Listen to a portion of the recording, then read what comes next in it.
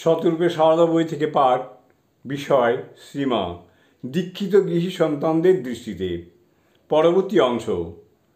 শ্রী শ্রী মায়ের দীক্ষিত গৃহী সন্তানদের কয়েকটি শ্রেণীতে বিভক্ত করা যেতে পারে। প্রথমত, শ্রীরামকৃষ্ণের প্রত্যক্ষ গৃহী লীলা সহচরবৃন্দের মধ্যে অন্তত একজন তাঁর কাছে দীক্ষা লাভ করেছেন, তিনি শ্রীম। শ্রীম মাকে শুধু গুরুপত্নী হিসাবেই দেখতেন না, দেখতেন সাক্ষাৎ শ্রীরামকৃষ্ণের অন্য রূপ হিসাবে। এদের প্রসঙ্গ প্রবন্ধান্তরে আলোচিত হবে। দ্বিতীয়ত, যে সমস্ত গৃহী সন্তানদের মধ্যে স্বপ্ন সিদ্ধি ঘটেছে, তাঁদের শ্রী শ্রী মায়ের স্মরণ ও মনন শ্রয়ের মধ্য দিয়ে মায়ের সম্বন্ধে তাদের ধ্যান ধারণা। তৃতীয়ত, কুলগুরুর কাছে দীক্ষা গ্রহণের পর পুনরায় শ্রী শ্রী মায়ের কাছে দীক্ষা গ্রহণ এবং তাদের দৃষ্টিতে মায়ের ভাবমূর্তি।